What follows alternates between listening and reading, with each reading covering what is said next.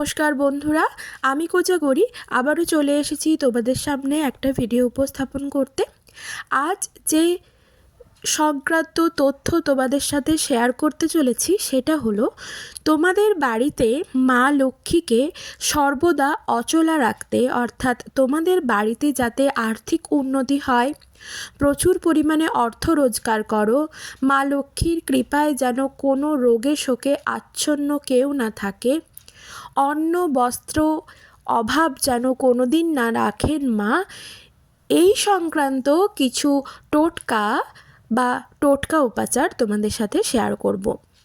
প্রথমে 4টি কাজ বলবো যার দ্বারা প্রচুর পরিমাণে আর্থিক উন্নতি হবে।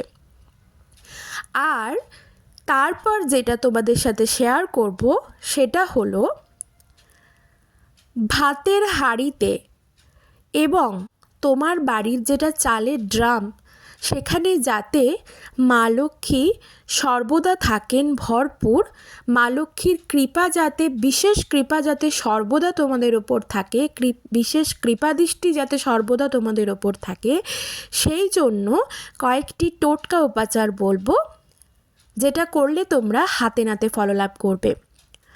10 থেকে 15 দিনের মধ্যে তোমরা একটা বিরাট মিরাকেল অনুভব করবে, কিছু না কিছু চেঞ্জ দেখতে পাবে।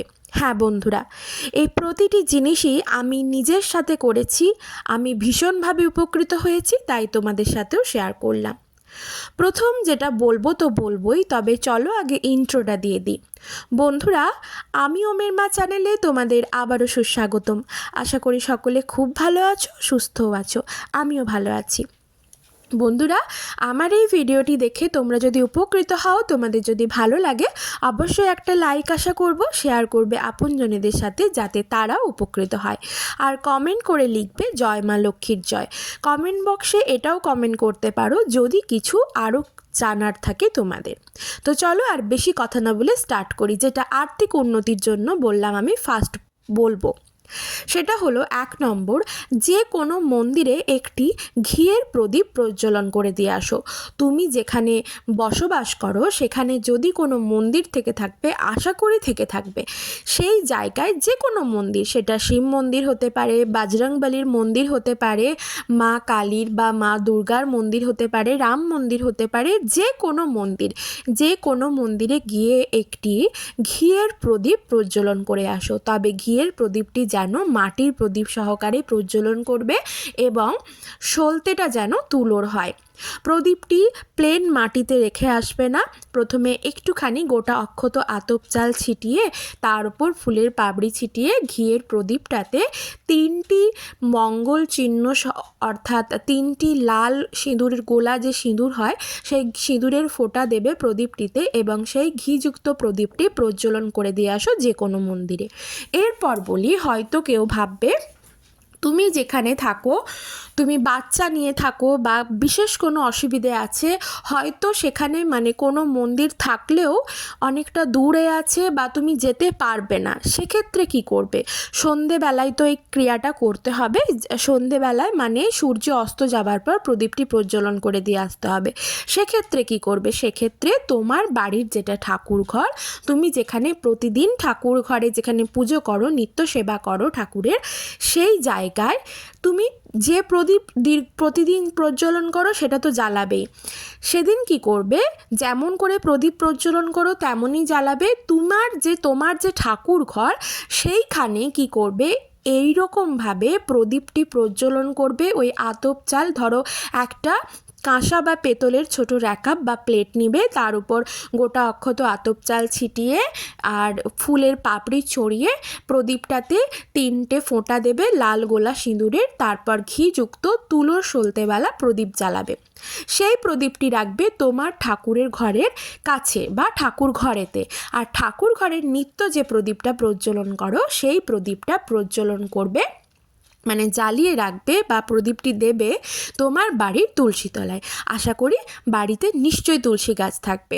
আমাদের সনাতন হিন্দু ধর্মশাস্ত্রে সকলের বাড়িতে তুলসী গাছ বাঞ্ছনীয় রাখা, তাই তো সে জায়গায় রাখবে। আশা করি আমি বোঝাতে পারলাম। কাল কিন্তু বছরের 2024 সালের প্রথম শুক্রবার। এই ক্রিয়াটি শুক্রবার করো, দেখবে হাতে নাতে ফললাভ করবে। কারণ বন্ধুরা, শাস্ত্রে আমরা বৃহস্পতিবার এবং শুক্রবারটাকে মা লক্ষ্মীর বার হিসেবে ধরি, এটা আমরা সকলেই জানি। তার উপর আবার পৌষ মাস চলছে, মা লক্ষ্মীর অতি প্রিয় মাস। 2 নম্বর যেটা, সেটাও আর্থিক উন্নতির জন্য। সেটা কি করবে? কর্পূরের আরতি করবে 2টি নিখুঁত লবঙ্গ সহযোগে। ফুলযুক্ত 2টো নিখুঁত অক্ষত লবঙ্গ নেবে আর কর্পূর জ্বালিয়ে আরতি করবে তোমার ঠাকুর ঘরে, ঠাকুরের সিংহাসনে বা ঠাকুরের সামনে।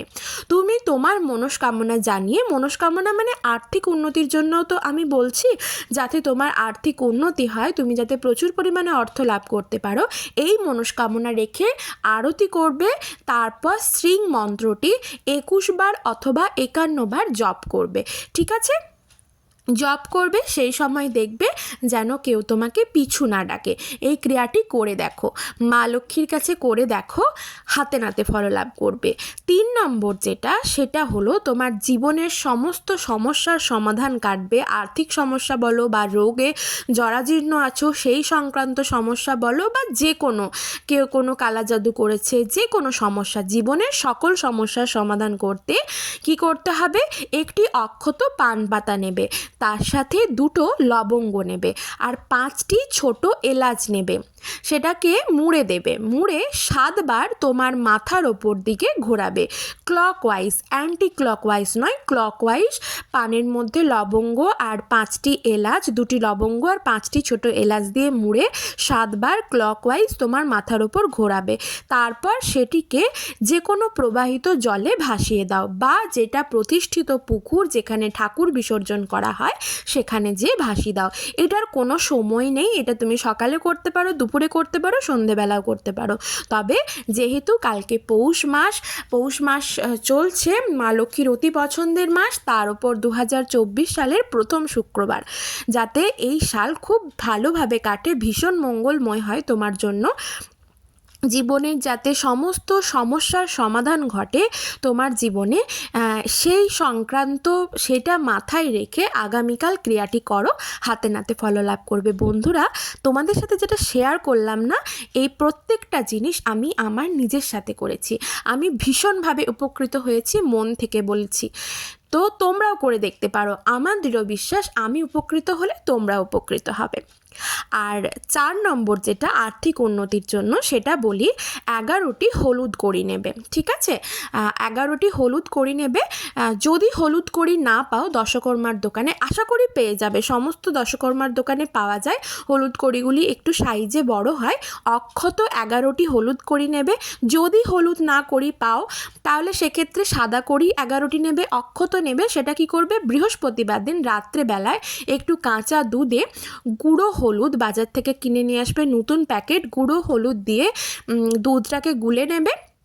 দুধের মধ্যে অল্প একটু গঙ্গা জল দেবে। ঠিক আছে? দিয়ে কড়িগুলি, ওই সাদা কড়িগুলি ভালো করে ধুয়ে সাদা কড়িগুলি সারাদিন মানে সারা রাত ডুবিয়ে রেখে দাও। সকালবেলায় ক্রিয়াটি করবে শুক্রবার। তারপর সেটি একটি পাত্রে তুলে নাও। তুলে নেবার পর সেটা ধোবার দরকার নেই, তুলে নিয়ে সেটা লাল শালুর ওপর, একটি র্যাকাবের ওপর রেখে লাল শালুর ওপর রাখো। সেটিকে পুজো করো, মা লক্ষ্মীর চরণের সামনে রাখো, সারা দিন থাক। সন্ধেবেলায় যখন মায়ের কাছে আরতি করবে বা ঠাকুর ঘরে সন্ধে দেখাবে, সন্ধে দেখানো কমপ্লিট হলো, সমস্ত ঘরে দেখানো কমপ্লিট হবার পর সেই 11টি কড়ি ভালো করে গিঁট দিয়ে বেঁধে নাও লাল শালু দিয়ে। তারপর বেঁধে নিয়ে সেই কড়িগুলিকে তোমার টাকা রাখো যেখানে, তোমার লকারে বা যেখানে তুমি টাকা রাখো সেখানে গিয়ে রেখে দাও। দেখবে তোমার আর্থিক সমস্যা চিরকালের মতো দূরীভূত হবে। বন্ধুরা, মনে পজিটিভিটি রেখে ভগবানের ওপর আস্থা বিশ্বাস রেখে ক্রিয়াগুলি করবে, হাতে নাতে ফললাভ করবে।